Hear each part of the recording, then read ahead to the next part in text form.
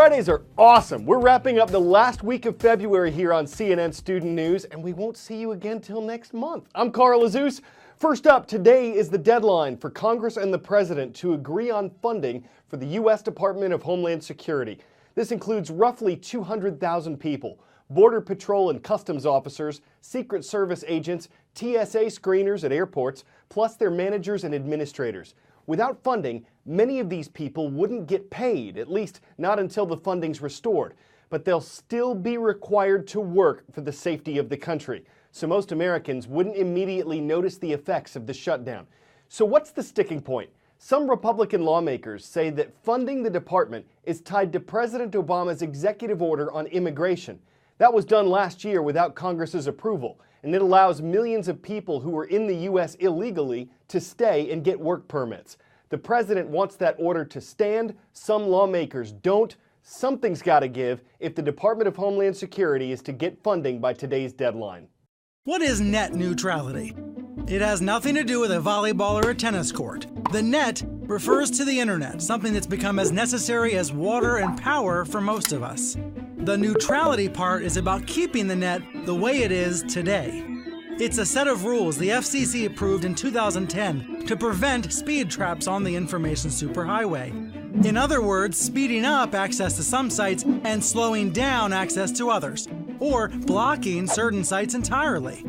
So are these rules a bad thing? It depends who you ask. The companies that deliver your internet, like Comcast, Verizon, and AT&T, have spent millions in lobbying money to get rid of net neutrality, arguing that having the government micromanage their business is not good for them or their consumers. On the other side are internet giants like Facebook and Google, streaming services like Netflix, and President Obama. They all argue the internet is a public good and should be regulated like one. They also say the companies that own the pipelines can play favorites.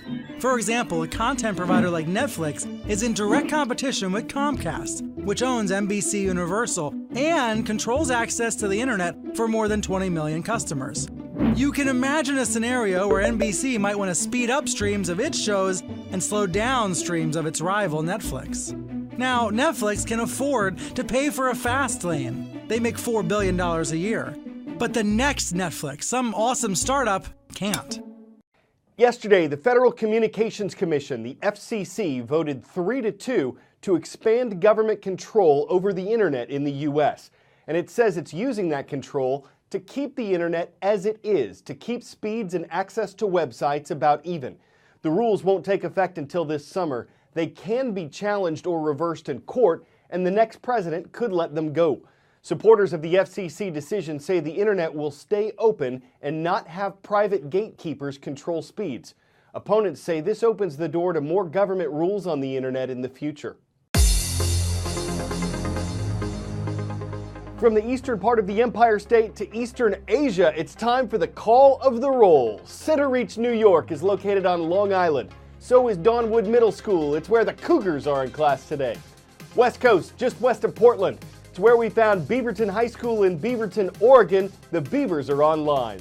And Busan is in the northwest part of South Korea. It's great to see the students of Ilsan Middle School are watching CNN Student News. It's no coincidence that the acronym for Seasonal Affective Disorder is SAD. A psychiatrist first described it in 1984. Mayo Clinic lists SAD, or SAD, as a type of depression. It usually starts late in the fall or early in the winter, and usually ends when the days get longer in spring and summertime. Treating it can be as easy as laughing with your loved ones. Even if you love the cold and winter sports, you've got to admit this has felt like a long winter. At least 12 million Americans suffer from something known as Seasonal Affective Disorder, or SAD. Numbers probably even higher than that. Longer nights, shorter days. All of that leads to a chemical imbalance in the brain. What happens is your serotonin levels are down, and melatonin, which makes you sleepy, that's up. Does it make sense? Symptoms can be mild or severe. You can get fatigue, lack of energy, oversleeping, difficulty concentrating, and also cravings for food that cause weight gain. That probably sounds familiar as well. Diet and exercise can always help. Also, get outside as much as you can. You can also get a specialty designed light box. You just sit there and stare at it for a while each day, or at least put it on your desk. The point is you can get a boost of more natural light. Worst case, some doctors may recommend antidepressants or psychotherapy to help you get through this. Another tidbit, find things that bring you joy. Open up the blinds in your house, play some of your favorite music, and be with your family. Laughter and togetherness are always great therapy for the winter blues.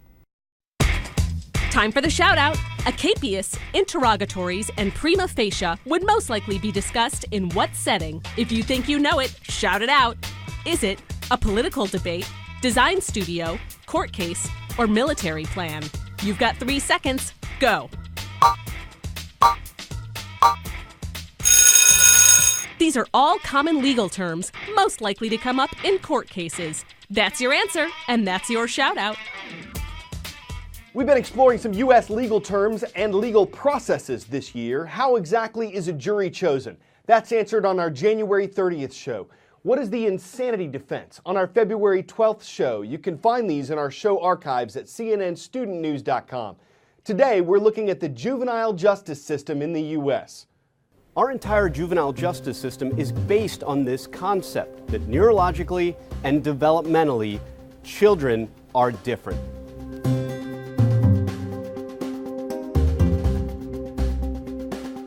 In the adult system, the focus is on punishment, retribution, deterrence, and separation and safety of the public. In the juvenile justice system, it's different. The focus is on the child, on treatment, rehabilitation, and supervision. In some states, depending on the crime, the juvenile lands in adult court automatically. The judge and the prosecutor don't even have any choice in the matter. And in those cases, adult courts will have original jurisdiction over particularly awful crimes, like murder or attempted murder. In other cases in other states, it's discretionary. The prosecutor has the discretion to try and put the case in adult court. If you do something really horrific, you don't get the benefit of that system. You've seen a lot of dog stories on CNN Student News. This is one of the smartest. Maybe your dog knows tricks. Maybe it could jump through hoops or weave through legs. But this one, a mini Australian Shepherd, knows how to read. What? Read! You'll notice some of the letters on the signs are in bold though. The trainer says this starts by teaching simple commands. Sit, lie down. Then she teaches Mia the dog corresponding hand signals, and finally come the signs. They have bold letters that the dog learns to associate with the commands. Mia can tell the difference between a bold S for sit and a bold SP for spin. So you don't need to read into this story to see that Mia is one doggone sublime canine. She is literally awesome.